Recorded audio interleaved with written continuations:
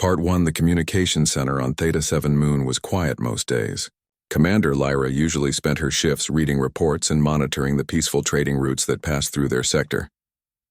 The Valerian people had built their colony here 3 generations ago, and in all that time they had never seen war. Their world was filled with artists, teachers, and scientists. They had no weapons because they had never needed any. That changed when the Kraloth arrived. Lyra was reviewing supply requests when the alarm started screaming. Her assistant Ren rushed to the sensor station, his 3 fingers moving quickly across the controls. His large eyes went even wider as he read the data. "Commander, we have 40 ships coming out of jump space. They're not responding to our greetings. Their weapons are active." Lyra felt her heart sink. She pulled up the visual display and saw them. Massive, dark ships that looked like they were built for only one purpose. The Kraloth were known throughout the galaxy as conquerors. They took what they wanted and destroyed what they couldn't use. "Send a message to the Galactic Council. Tell them we need help immediately," Lyra said, trying to keep her voice steady. Ren worked at his station for several minutes before looking back at her with fear in his eyes. "The Kraloth are jamming our signals. I can only reach the old emergency channels. Nobody uses those anymore except for who?" Lyra asked. "The quarantined species. The ones the Council locked away." Lyra made a decision. "Send the distress call on those channels. Send it everywhere. Someone has to hear us." The message went out into the dark of space, carrying with it the desperate voice of Commander Lyra. "This is Theta 7 colony. We are under attack. We have 12,000 civilians. We have no weapons. We have no defenses. Any species who can help us, please respond. We are dying." Far across the galaxy on a ship called the Defiance, a human named Jake Morrison was drinking his 3rd coffee of the night shift. He was supposed to be monitoring deep space communications, but honestly, nothing ever happened on these channels. The old emergency frequencies were abandoned decades ago when the galaxy upgraded to better systems.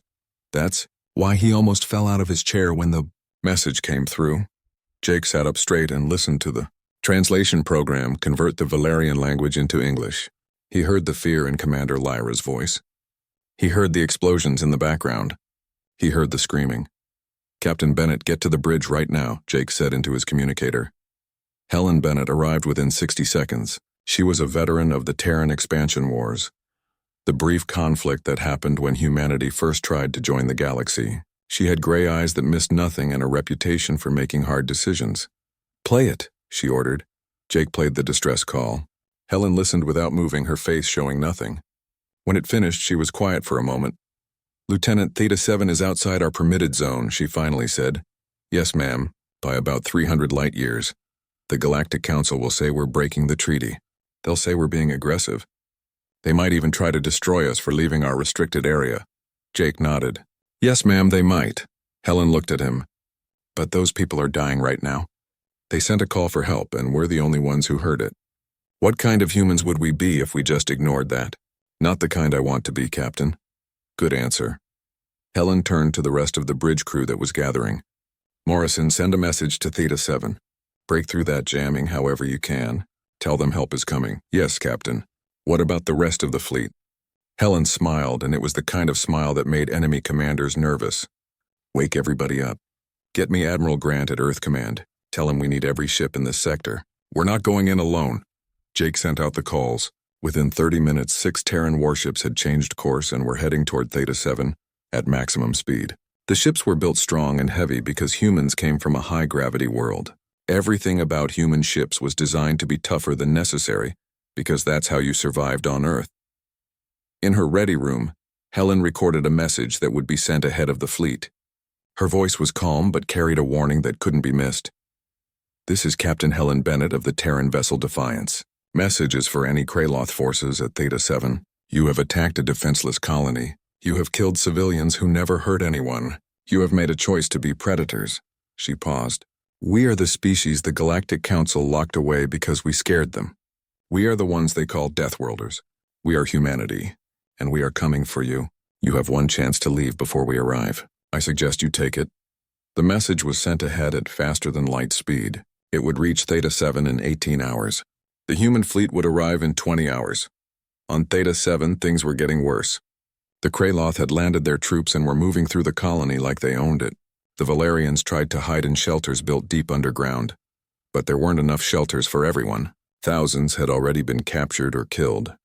Commander Lyra sat in the command shelter with what was left of her staff. They had lost contact with most of the colony. The Kraloth were methodical and efficient. They didn't hurry because they knew nobody was coming to stop them. "Commander, I'm receiving a message," Ren said suddenly. "It's on the emergency frequency. The same one we used for the distress call." "Is it the Council?" Lyra asked, hope rising in her chest. "No. It's from someone called Humanity. They say they heard us. They say they're coming to help." Lyra pulled up the species database on her console. She searched for humans. What she found made her more afraid than the Kraloth made her. The database said humans came from a death world called Earth. The gravity there was more than twice what Valerians considered normal. The oxygen levels were toxic to most species. The planet had predators, extreme weather, earthquakes, and volcanoes. And the humans who survived all of that had been locked away by the Galactic Council because they were too dangerous. "What have I done?" Lyra whispered. She had called for help, and something worse than the Kraloth had answered, but it was too late to take it back now. The humans were coming, and all she could do was wait and hope she hadn't made a terrible mistake. Part 2 Commander Lyra couldn't sleep. She sat in the underground shelter listening to the sounds of her colony being destroyed above her head. Every few minutes she heard explosions. Sometimes she heard screaming. The Kraloth were taking their time, moving through the colony section by section. "We've lost contact with the Southern District," Ren reported from his station. His voice was empty of emotion, which meant he was too scared to feel anything. "That's 3,000 more people gone." Lyra closed her eyes. More than half of her colony was captured or dead. The Galactic Council hadn't responded to their distress calls. Their trading partners and allies had abandoned them.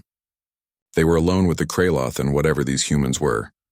She looked at her console again, reading the database entry about humanity for the 10th time. The more she read, the more frightened she became.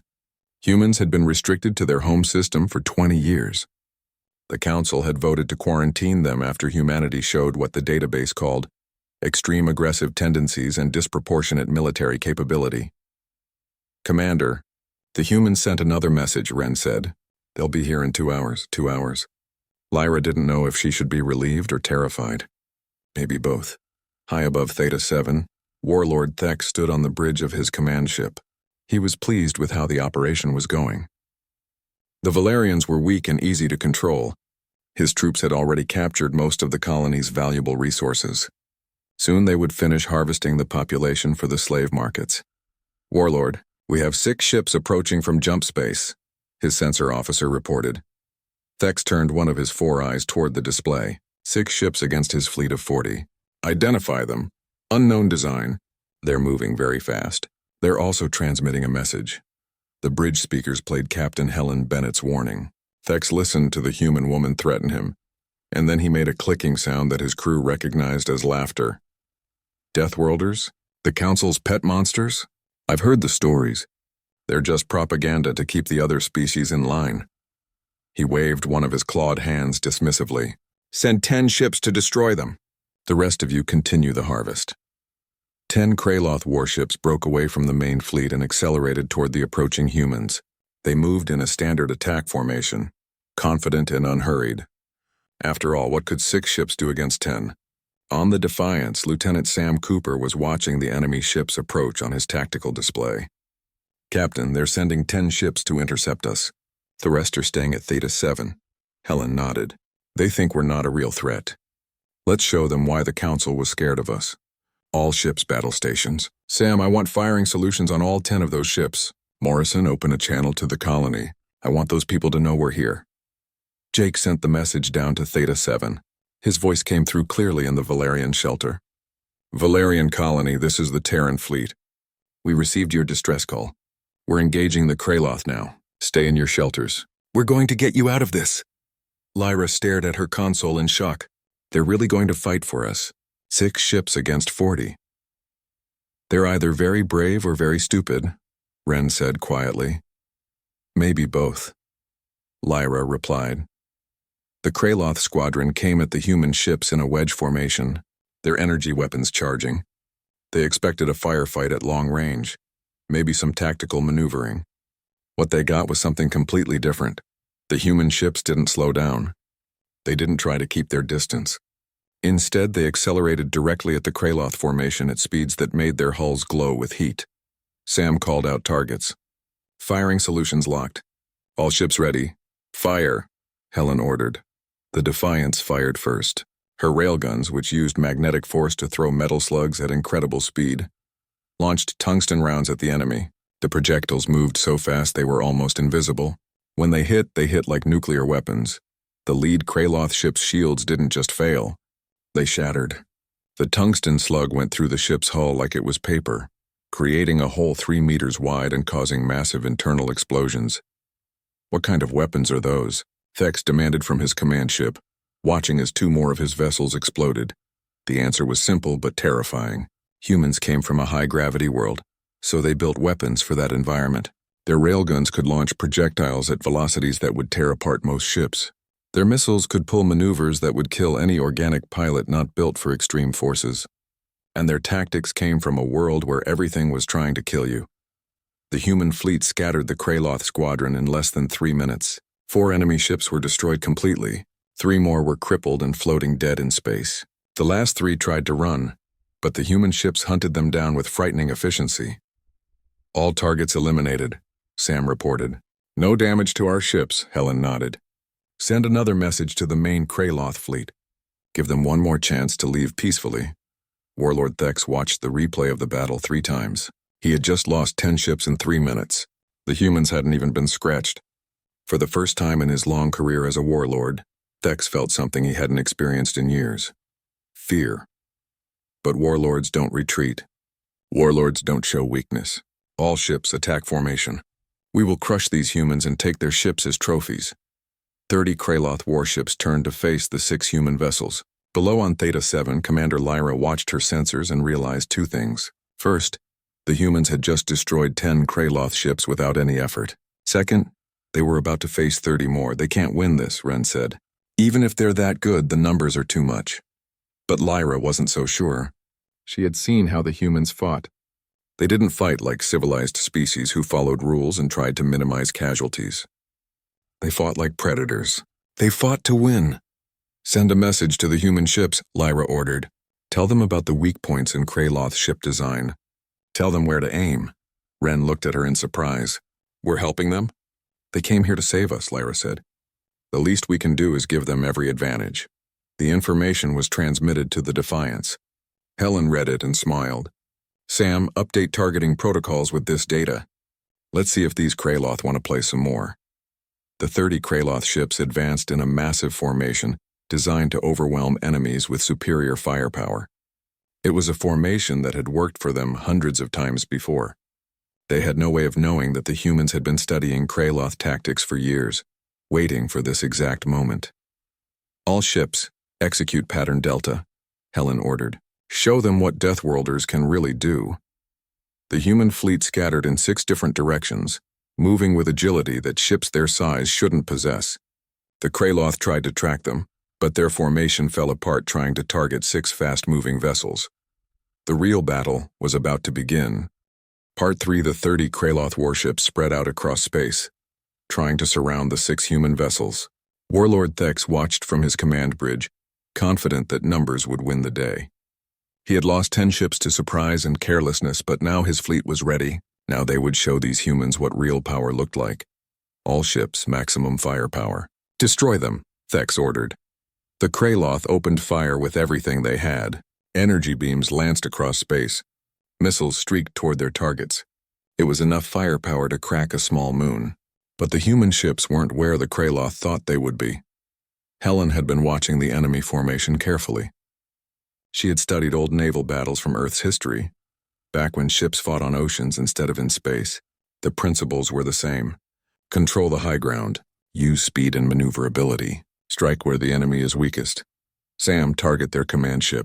Hit them in Section 14, lower decks. That's where their reactor shielding is weakest according to the Valerian data. Locked and firing, Sam replied. The Defiance's railgun spoke again. The tungsten slug crossed the distance in seconds and hit exactly where it was aimed. The impact triggered a massive explosion that tore through 3 decks of the Kraloth command ship. Thex stumbled as his ship shook. Damage report! Heavy casualties in engineering. They hit us exactly in our weak spot. How did they know? The truth was that humans had been preparing for this day since the Council locked them away. Every species they encountered, every ship design they observed, every tactical weakness they discovered had been recorded and studied. Humans were good at learning from their enemies. Another human ship, the Valiant, swept past 3 Kraloth vessels. Captain Rick Hayes fired a spread of missiles that moved unlike anything the Kraloth had seen before. These missiles could change direction instantly, could dodge defensive fire, could think for themselves. 2 of them got through the Kraloth defenses and hit their shield generators perfectly. The 2 Kraloth ships went dark, their power systems failing. They floated helplessly in space. They're targeting our specific weaknesses, Thex realized with growing horror. Every shot is aimed at exactly the right place. What Thex didn't understand was that this was how humans hunted. They studied their prey. They learned patterns. They struck with precision. The galaxy had evolved species that were stronger, faster, or more numerous than humans. But humans had survived by being smarter and more adaptable. Down on Theta 7, Commander Lyra watched the battle on her sensors. They're not just fighting. They're hunting. Look at how they move. Ren nodded, his eyes wide with awe and fear. Each ship is coordinating with the others perfectly. They're treating the Kraloth fleet like it's one big target, not 30 separate ships. He was right. The human fleet moved like a pack of wolves, each ship supporting the others, creating opportunities, covering weaknesses. It was beautiful and terrifying at the same time. The Kraloth tried to adapt. 5 ships broke away from the main fight, trying to get to higher orbit where they could regroup. But Captain Kate Lewis on the horizon was already moving to intercept. Her ship was the smallest in the human fleet, but also the fastest. Kate had been a fighter pilot before commanding a starship. She understood the psychology of fear. She chased the 5 Kraloth vessels, firing shots that came close but didn't destroy. She herded them like animals, pushing them where she wanted them to go. One by one, 4 of the ships took critical hits. Their engines failed or their weapons went offline.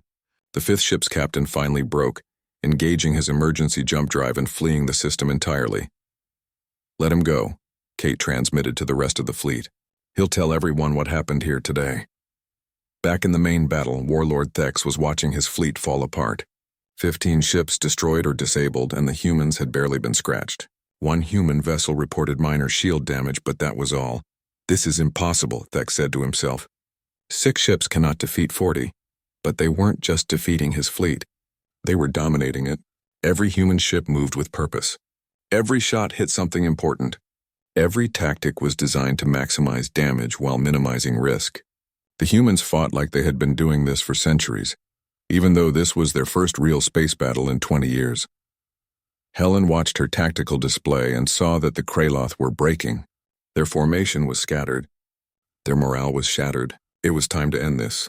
All ships, one more push. Target their engines. I want them disabled, not destroyed. "Captain, we could destroy them all," Sam said. "We could," Helen agreed. "But that's not why we're here. We came to save the Valerians, not commit genocide.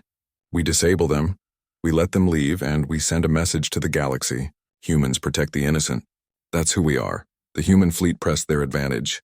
More Kraloth ships fell, their engines destroyed or their weapons disabled. Finally, with 20 ships destroyed or crippled and the rest damaged, Warlord Thex made the hardest decision of his life. All remaining ships, emergency jump, scatter pattern, retreat. The Kraloth fleet, what was left of it, began jumping away to random coordinates. They fled in chaos, leaving behind their dead and wounded. In less than an hour, the system was clear of enemy vessels. Helen stood on her bridge and looked at the damage reports. Minimal. Some shield degradation. Some minor hull scoring. Nothing serious. They had just defeated a fleet 7 times their size without losing a single ship.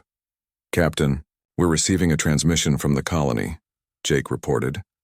"Put it through." Commander Lyra's voice came over the speakers, and Helen could hear the tears in it. "Captain Bennett, this is Commander Lyra. The Kraloth are retreating. We're detecting no more enemy forces. You saved us. You actually saved us," Helen smiled. "That's what we do, Commander. Now let's get down there and help your people. Jake, coordinate with the colony. I want rescue teams on the ground in 30 minutes. As the human ships took up orbit around Theta 7, word of the battle began spreading through the galaxy. The Deathworlders, the species the Council had locked away, had just defeated a Kraloth armada. And they had done it to save people they had never met, people who couldn't offer them anything in return. Some species heard the news and felt hope. Others heard it and felt fear. But everyone understood that something had changed. The galaxy had sent out an SOS and the humans had answered. The question now was what would happen next. On the Kraloth homeworld, the surviving ships brought news of the defeat. The Kraloth High Command listened in silence as Warlord Thex described the battle. The humans hadn't just won. They had made it look easy. Are they really that dangerous? The High Commander asked. Worse, Thex replied. The Council was right to lock them away. But now they're free, and they're not afraid of us anymore. They're not afraid of anyone. In the Galactic Council chambers, emergency meetings were being called. The humans had violated the quarantine. They had engaged in military action. But they had also saved 12,000 civilians from certain death. The Council had to decide, were the humans heroes or threats? The debate would continue for weeks. But down on Theta 7, Commander Lyra already knew the answer. She stood in the colony's central plaza, now scarred with blast marks and debris, waiting for the human shuttle to land. When it did, and when Lieutenant Jake Morrison stepped out and offered his hand in friendship, she took it without hesitation. The monsters had turned out to be saviors. And the galaxy would never be the same. Part 4, the human shuttle landed in what used to be the central plaza of the Valerian colony. Now it was covered with debris and blast marks from the Kraloth attack. Commander Lyra stood with her remaining staff, watching as the shuttle ramp lowered. She didn't know what to expect. The database said humans were dangerous, aggressive, built for violence. She half expected soldiers to storm out with weapons ready. Instead, Jake Morrison walked down the ramp slowly, his hands visible and empty. He was tall by Valerian standards, nearly 6 feet, with brown hair and kind eyes. He wore a uniform but carried no visible weapons. When he reached the bottom of the ramp, he stopped and knelt down, bringing himself closer to Lyra's height. Commander Lyra, I'm Lieutenant Jake Morrison. We're here to help, he said in perfect galactic common. Lyra looked up at him, her large eyes filled with tears. You came. You actually came. You called for help. We couldn't just ignore that, Jake replied. Is it okay if we bring down our medical teams? We have doctors and supplies. Yes, please. We have so many wounded. Within an hour, human rescue teams were spread throughout the colony. They moved carefully, aware that their size and strength could be intimidating to the smaller Valerians. They brought medical equipment, food, water, and temporary shelters. They worked alongside the Valerian doctors and volunteers, treating injuries and helping search for survivors. Dr. Linda Park set up a field hospital in the colony's main medical building. She was the chief medical officer from the Defiance, a woman in her 40s with gentle hands and a calm voice. She worked with a Valerian doctor named Sarah, showing her how to use the human medical equipment. Your bones are lighter than ours because of the lower gravity on your world, Linda explained, as she set a broken arm. But the basic structure is similar. We can help each other, Sarah watched in amazement. I thought humans would be rough and violent. The database said your world made you aggressive. Linda smiled sadly. Our world is harsh. High gravity, dangerous weather, predators everywhere. But that didn't make us violent. It made us survivors. And survivors understand the importance of helping each other. On Earth, if you don't work together, you don't survive. Throughout the colony, similar scenes played out. Human engineers worked with Valerian technicians to restore power and water. Human soldiers helped clear debris and search collapsed buildings. Human counselors sat with traumatized civilians, offering comfort in whatever way they could. Jake found Lyra in what remained of the administrative building. She was trying to coordinate rescue efforts while also dealing with messages from the Galactic Council, demanding to know what was happening. The Council is very angry, Lyra said. They're saying you violated the quarantine treaty. They're threatening sanctions against anyone who helps you. Let them be angry, Jake replied. You needed help and they didn't come. We did. That's all that matters. But they could destroy you. The Council has fleets across the galaxy. Jake sat down across from her. Can I tell you something about humans, Commander? We're not as scary as the database makes us sound. Yes, we're from a tough world. Yes, we know how to fight. But we only fight when we have to. The Council locked us away because they were afraid of what we might do. They never asked what we would choose to do. And what do you choose? Lyra asked. To help people who need it. To protect those who can't protect themselves. To do what's right even when it's hard. Jake looked out at the damaged colony. When I heard your distress call, I didn't think about treaties or politics. I just thought about 12,000 people who were dying. That's all any of us thought about. Lyra was quiet for a moment. Your people are not what I expected. Neither are yours. The database said Valerians were weak and fragile. But I've watched your people working to save each other, sharing what little they have, staying strong even after everything that's happened. That's not weakness. That's courage. Captain Helen Bennett arrived at the colony that evening. She toured the medical facilities and spoke with the rescue teams, checking on their progress. Everywhere she went, she saw humans and Valerians working together, the fear and suspicion slowly fading. She found Lyra standing at the edge of the plaza, looking up at the stars where the human ships maintained orbit. Helen stood beside her, saying nothing at first. Why did you really come? Lyra finally asked. Your government must have known this would cause problems. Because it was the right thing to do, Helen said simply. 20 years ago, when humans first met the Galactic Council, we were so excited. We thought we'd found friends and allies. Instead, we found people who were afraid of us. They saw where we came from and decided we were too dangerous to be allowed freedom. And that made you angry. It made us sad, Helen corrected. We wanted to show them we were peaceful. We wanted to prove we could be part of the galactic community. But they never gave us the chance. They just locked us away and tried to forget about us. So you saved us to prove something to them? Helen shook her head. We saved you because you needed saving. What the council thinks doesn't matter. What matters is that you're alive and your people are safe. She looked at Lyra. But I won't lie to you. This is going to cause problems. The council will see this as a threat to their authority. They might try to punish us. They might try to punish you for accepting our help. I don't care, Lyra said firmly. They didn't come when we called, you did. Whatever happens next, I'll stand with you. Over the next few days, more human ships arrived bringing supplies and more rescue workers. They also brought news from Earth. The human government had decided to support Captain Bennett's actions. If the council wanted to enforce the quarantine, they would have to go through the entire Terran fleet. But the council was divided. Some members wanted to punish humanity for breaking the treaty. Others argued that humanity had done what the council should have done. The debate raged in council chambers while on Theta 7, humans and Valerians worked together to rebuild. Jake spent most of his time helping coordinate the rescue efforts. He got to know many of the Valerian survivors, learning about their culture and their lives. They told him about their art and music, their philosophy and science. He told them about Earth, about human history, about the struggles and triumphs of his people. Your species has been through so much, Sarah told him one day as they worked together in the hospital. Wars, disasters, diseases. How do you stay hopeful? Because we've learned that no matter how bad things get, they can get better, Jake replied. Earth taught us that. We've survived ice ages and plagues. We've rebuilt after wars and natural disasters. We keep going because that's what humans do. We endure. News of the Battle of Theta 7 spread quickly through the galaxy. Some species praised the humans for their courage. Others condemned them for their violence. But everyone was talking about them.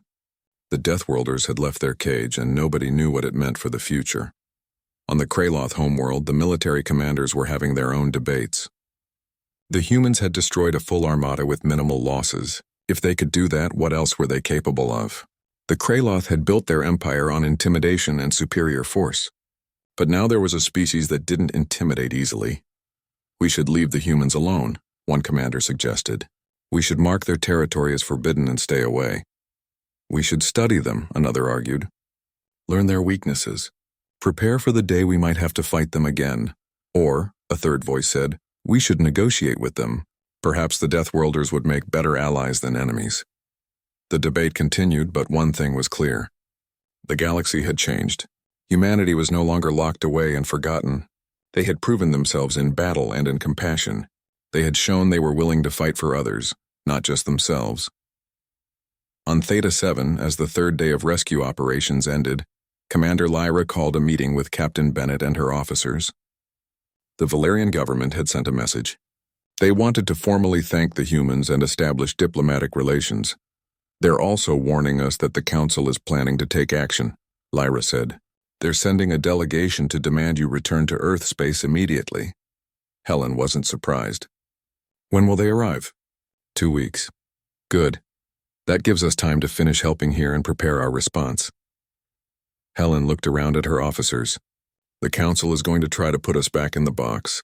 They're going to say we're dangerous and need to be controlled. We need to show them that we're not the threat. The real threat is ignoring people who need help. Jake spoke up. What if we invited other species here? Let them see what we've done. Let them talk to the Valerians. It's hard to call us monsters when they can see us saving lives. That's good thinking, Lieutenant, Helen said. Lyra, can your government send out invitations? Make this an open meeting instead of just a council tribunal? Lyra smiled. I think they would be happy to do that. As the meeting ended and everyone returned to their duties, Helen looked out at the colony. Humans and Valerians were working side by side, rebuilding what the Kraloth had destroyed. This was what she had always believed humanity could be. Not conquerors or destroyers, but builders and protectors. The council was coming and there would be a reckoning. But Helen wasn't afraid. She had truth on her side, and sometimes. Part 5, the Galactic Council delegation arrived at Theta 7 exactly 2 weeks after the battle. 5 massive ships appeared in orbit, each one representing one of the founding species that governed the galaxy. They were impressive vessels built to show power and authority. But they kept their distance from the human fleet, which now numbered 20 ships instead of 6. Admiral Peter Grant commanded the human fleet from his flagship, the Endeavour. He was older than Captain Bennett, a veteran who had been a junior officer during humanity's first contact with the Council. He had spent 20 years preparing for this moment, knowing that eventually humanity would have to face the galaxy again. Admiral, the Council is requesting we meet on their lead ship, his communications officer reported. Denied, Grant said calmly. This meeting will take place on neutral ground. The Valerian colony has offered their main conference facility. We meet there or we don't meet at all. The council wasn't happy with that response, but they agreed. Nobody wanted to start a shooting war over a meeting location. Within hours, shuttles began landing at the colony. The council members arrived with security and staff. But they weren't alone. Lyra had sent invitations to 37 other species, and representatives from each one had come to witness the proceedings. The conference facility had been hastily repaired after the Kraloth attack. The main chamber was designed to accommodate different species with various environmental needs. There were sections with different gravity settings, different atmospheric mixes, different temperature controls. The eldest was the first council member to speak. It was a being from a species that lived underwater on their homeworld. It wore a special suit that kept it in the proper environment. Its translator made its underwater sounds into galactic common. Humanity, you have broken the treaty that restricted your movement. You have engaged in military action without authorization. You have destabilized the peace we have maintained for 1,000 years. Admiral Grant stood to respond. He was a tall man with gray hair and steady eyes. He looked at each council member before speaking. With respect, eldest, your peace let 12,000 innocent people die. Commander Lyra sent distress calls on every frequency she could access. The council didn't respond. Neither did any of your member species. The only ones who answered were humans.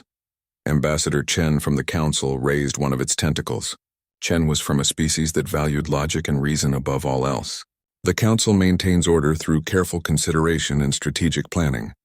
We cannot respond to every crisis immediately. This wasn't a crisis that needed consideration, Captain Bennett said, standing beside Grant. This was a massacre. The Kraloth were murdering civilians. Every minute you spent considering was another minute people died. The eldest translator crackled.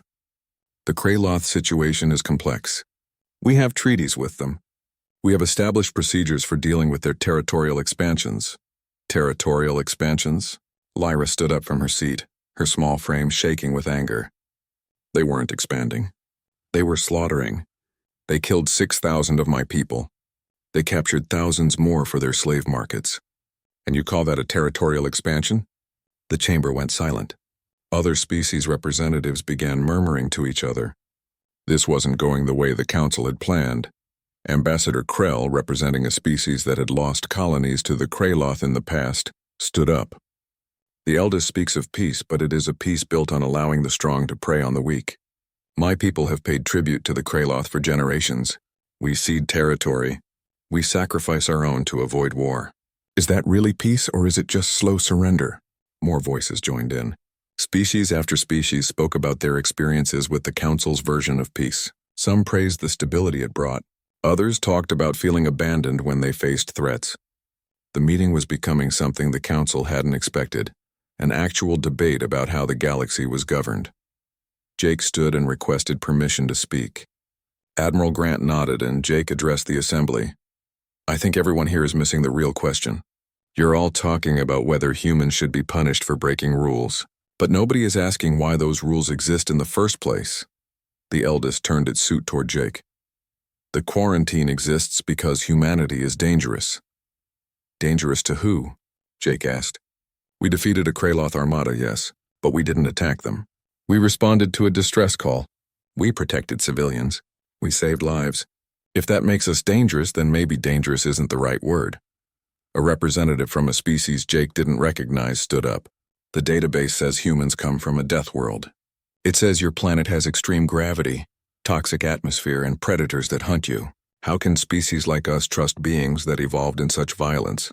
Dr. Linda Park stood this time. Our world is harsh, that's true, but that didn't make us violent. It made us survivors. Let me ask you something. Do you know how humans became the dominant species on Earth? The chamber waited.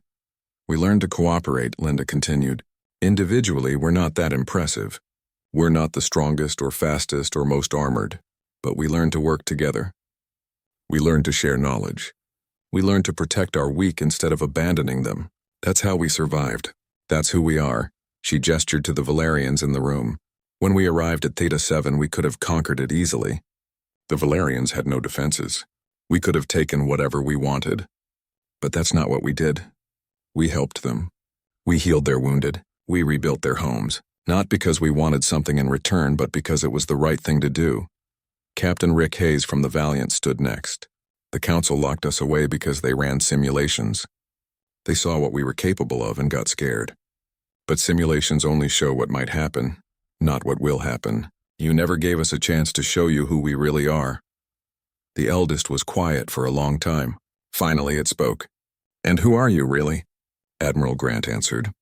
We're a species that believes in protecting those who can't protect themselves. We're people who answer distress calls even when it costs us. We're humans, and we're tired of being treated like monsters because you're afraid of what we might do. The chamber erupted in discussion. Species representatives argued with each other, and with the Council. Some supported humanity's actions. Others still insisted the quarantine should be maintained. The meeting went on for hours. During a break, Lyra found Jake standing outside the conference facility looking up at the stars. Do you think they'll let you stay free? She asked. I don't know, Jake admitted, but I think we changed something today. Before everyone just accepted that the Council knew best. Now they're questioning it. That's a start. My people will support you, Lyra said. We'll tell everyone what you did for us. I know. Thank you. When the meeting resumed, the eldest made an announcement. The Council has decided that this matter requires more consideration than we can provide today. We will return to our homeworld and deliberate. In the meantime, humanity will be allowed to remain at Theta 7 to complete their rescue operations. It wasn't the answer Grant had hoped for, but it wasn't a condemnation either. The Council was backing down, at least temporarily. As the Council ships prepared to leave, Ambassador Chen approached Admiral Grant privately. This isn't over, Admiral. The Council is divided now. Some of us believe you did the right thing. Others see you as a threat to everything we've built. Which side are you on? Grant asked. I'm on the side of truth, Chen replied. And the truth is that you saved those people when we didn't. That means something, even if the eldest doesn't want to admit it. Over the next few days, something unexpected happened.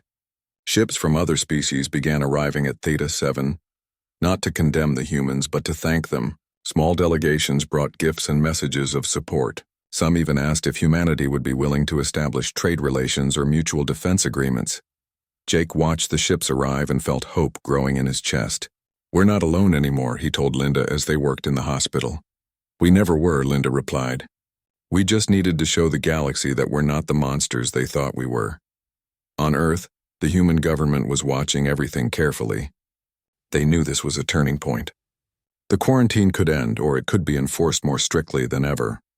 Everything depended on what happened next.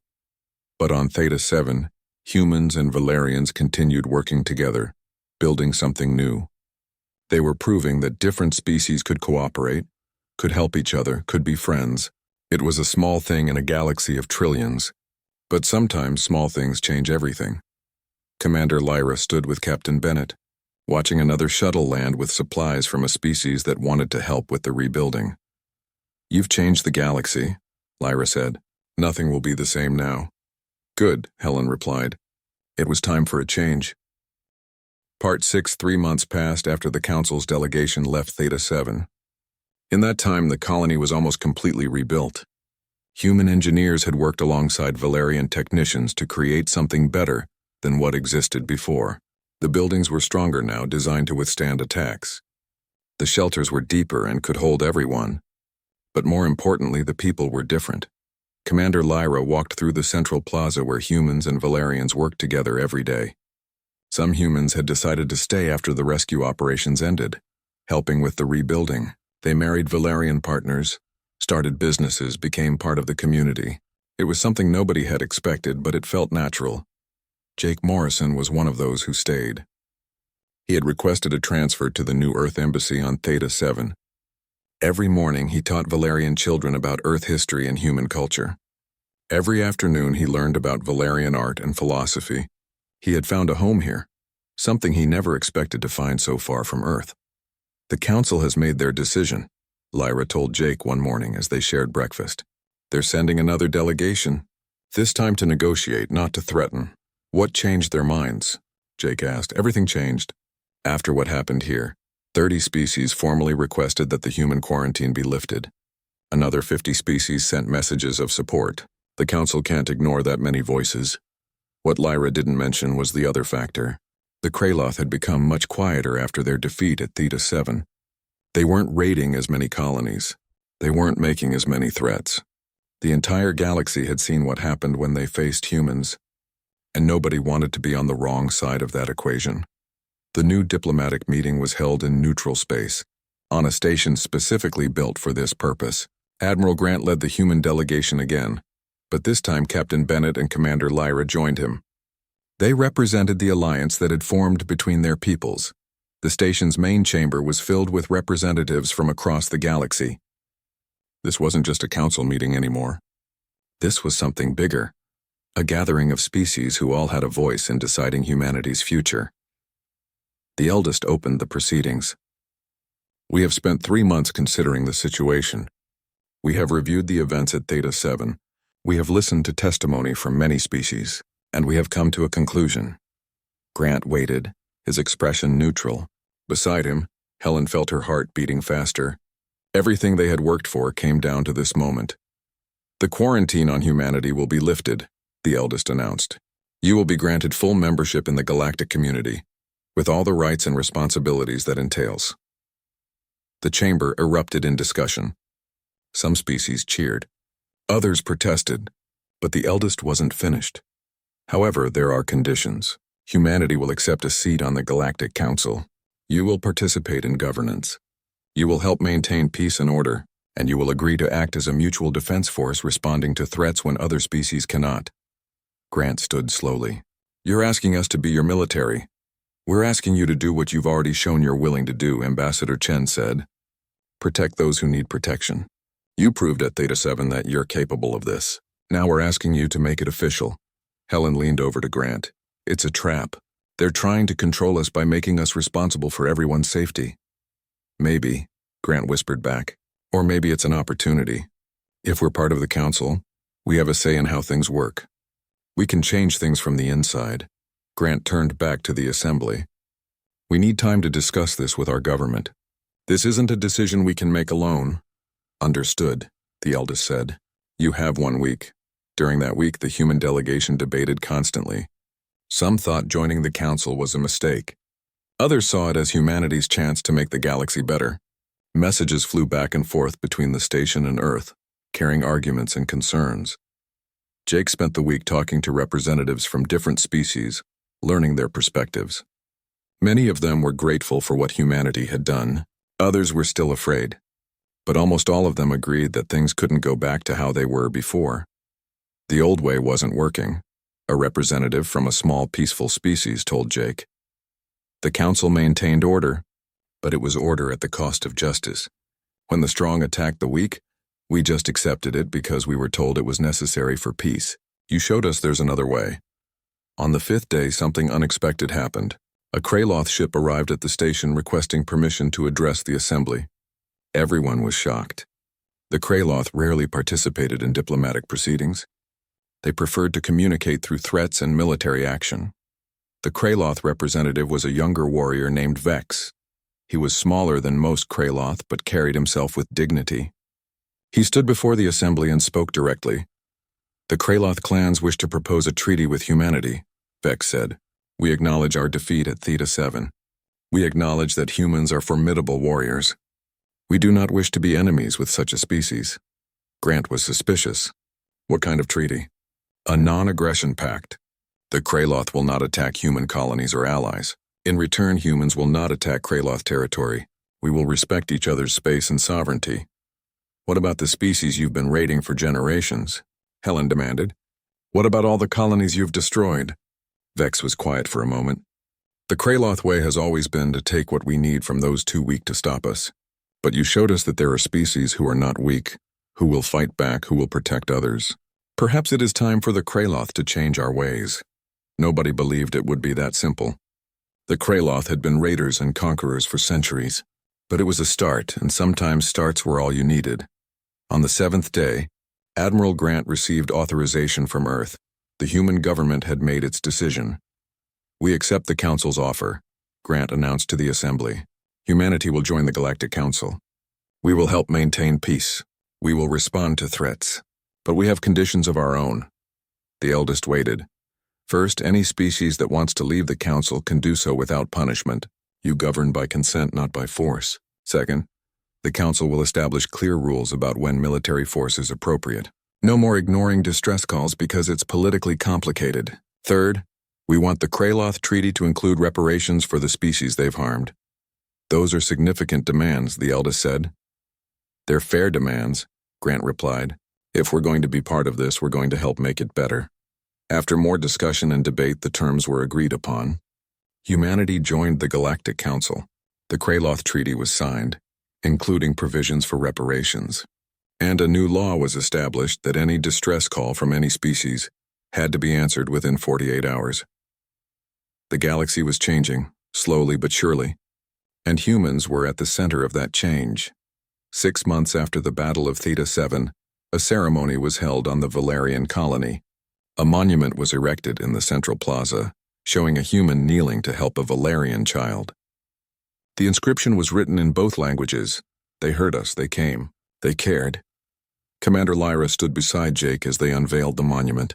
Around them were humans and Valerians working together, living together, building a future together. Do you think it will last? Lyra asked. This peace, this cooperation? I think we'll have to work at it every day, Jake replied. Peace isn't something you achieve and then forget about. It's something you build and maintain and protect. But yeah, I think it can last. Above them in orbit, the human fleet maintained its watch. The Defiance was there, along with ships from a dozen other species. They called themselves the Coalition Fleet now, a joint defense force made up of volunteers from across the galaxy. Captain Helen Bennett commanded the Coalition's operations in this sector. She stood on her bridge looking at the tactical display, watching ships from different species work together on patrol exercises. It was slow going, teaching everyone to coordinate, but they were getting better. Captain, we're receiving a distress call, her communications officer reported. Colony in the Vega sector. They're under attack by pirates. Helen didn't hesitate. All Coalition ships, this is Bennett. We have a situation. Form up and prepare to jump. Somebody needs help and we're going to give it to them. The fleet moved with practiced efficiency. Humans, Valerians, and half a dozen other species working together. They jumped away toward the Vega sector, ready to do what they had proven they did best. Protect those who needed protection. On Earth, people watched the news reports about humanity's place in the galaxy. Some were proud. Some were worried. But all of them understood that they were part of something bigger now. They weren't alone in the universe anymore. They had friends, allies, and responsibilities. The Galactic Council chambers on the Central World held their first session with humanity present. Admiral Grant took his seat among the other council members, representing his species with dignity and strength. The eldest called the meeting to order. "We have much to discuss," the eldest said. "The galaxy is changing and we must change with it." Grant nodded. "Then let's get to work," and they did. There were disputes to settle,